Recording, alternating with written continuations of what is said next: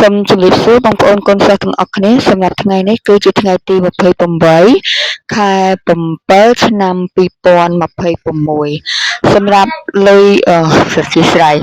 សម្រាប់លេខលេបលេខសំណាងរបស់យើងមកសល់មិញ85ក៏យើងបានចូល55ក៏យើងបានចូល20គត់ក៏យើងបានចូលចាសម្រាប់3លេខរបស់យើងគឺយើងបានចូលតាំងពីម៉ោង1មកពេលចូលគុណហើយម៉ោង8កន្លះយប់គឺយើងបានចូលគុណទៀតផងដែរណាចា3លេខរបស់យើងចា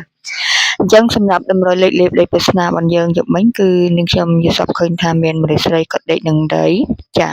ហើយទូរស័ព្ទរបស់នាងខ្ញុំចូលទឹកហើយនាងខ្ញុំភ័យចាអញ្ចឹងសម្រាប់លេខដែលនាងខ្ញុំផ្ដល់ឲ្យក្នុងថ្ងៃនេះគឺមាន599553ចាសម្រាប់បោះ A 22សម្រាប់ B C D 72ណាបងប្អូនទាំងអស់គ្នាចាសម្រាប់3លេខ120គត់ចានេះខ្ញុំសូមក្តាប់តិចណាគេដាក់បទចម្រៀងចាហើយសម្រាប់ខ្ទង់អូសខ្ទង់9ហើយនិងខ្ទង់20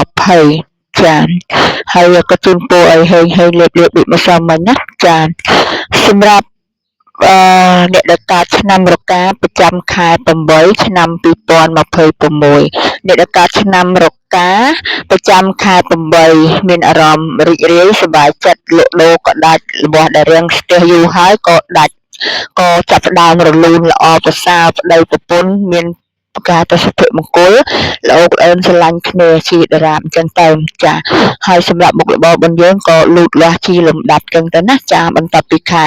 7នេះយើងមានអារម្មណ៍ស្មុគស្មាញរឿងបញ្ហាលុយកាក់របស់របរលក់រឿងស្ទះលក់មិនដាច់អីចឹងទៅចាតែចូលខែ8លេខរបស់យើងចាប់ផ្ដើមរឿងល្អប្រសើរធ្វើអ្វីមួយក៏រលូនដាក់ទៅក៏សមប្រកបល្អប្រសើរមិនមានបញ្ហារឿងស្ទះអីនោះទេចាសម្រាប់អ្នកកើតឆ្នាំរកាប្រចាំខែ8ណាបងប្អូនទាំងអស់គ្នាចាកុំភ្លេច Subscribe YouTube របស់នាងខ្ញុំដើម្បីទទួលបាននៅតម្រុយជាប្រចាំក៏ដូចជារាសីប្រចាំខែសម្រាប់ចែកជូនដល់បងប្អូនទាំងអស់គ្នាថ្ងៃនេះខ្ញុំនឹងនិយាយអំពីអ្នកដែលកើតឆ្នាំទាំង12តើគួរតែប្រើលេខកតុយទូរស័ព្ទលេខមួយណាដែលសមប្រកបហើយមួយណាដែលមិនសមប្រកបសម្រាប់ឆ្នាំទាំង12នាងខ្ញុំនឹងនិយាយមួយឆ្នាំសម្រាប់ចែកជូនដល់បងប្អូនចាអរគុណសុខសប្បាយសុខចម្រើនសូមឲ្យមានលាភមានជ័យក្នុងថ្ងៃទី28ខែ